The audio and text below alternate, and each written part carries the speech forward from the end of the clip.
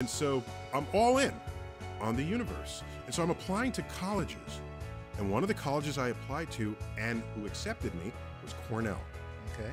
Cornell is where Carl Sagan was a professor. That's right. And apparently, unknown to me, they sent him my application. He read my application, saw that it was dripping with the universe, and he wrote me a letter, hand signed. Wow. It said, "Dear Neil, I see you're interested in the universe. So am I." I'm paraphrasing here, of course. Why don't you come visit the campus? I'll show you around to help you decide if you want to attend. It was like, because he was already famous then. Right. All right. He'd been on the Tonight Show with Johnny Carson, and it's the then version of Jimmy Fallon.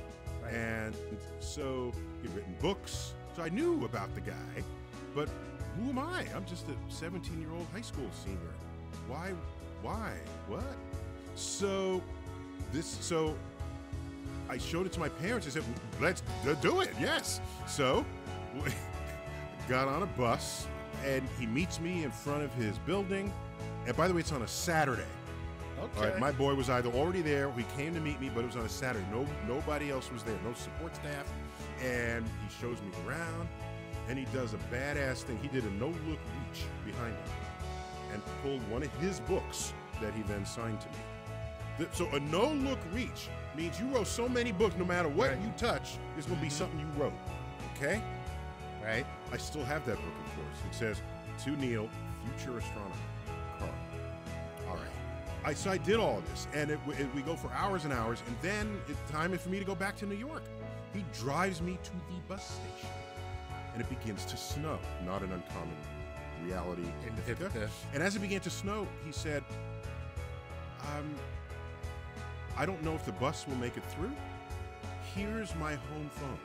Wow. If the bus is stalled, can't get through, call me. You can spend the night with my family." And I thought to myself, who am I for him to treat me this way? What? Why? Who? And then you know what I said to myself the whole time? This is almost surreal. I said to myself, if I am ever as remotely famous as Carl Sagan, I will treat the next generation of students the way he has treated me. Wow. And it was I never forget that. And so and I would only see him and greet him 2 or 3 other times in my life since then.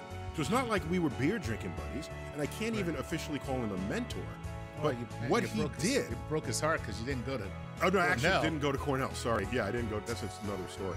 But I didn't go to Cornell. But a central component of who and what I am as an educator and as a scientist is derived from observing him interact with others, passing a torch that needs to be passed, so that science is a continued, unbroken arc from one generation of seekers to the next. So, tip my hat. World Teachers Day. One last thing, his library was donated to the Library of Congress.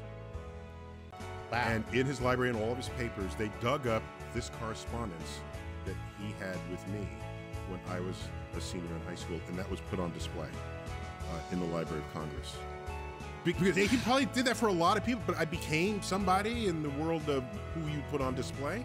So I thought it was a very beautiful sort of closure to that story. And it's really not closed because it's open on the other side, and I'm trying to pass it all forward. Yeah, well, it's a great story. So what do you think? Wasn't that an inspirational story? I thought it was.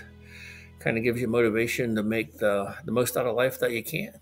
Even though I'm not young as I used to be, it's still motivational for me going forward. If you like that video, can I have a "Go Science" as a message? Thank you.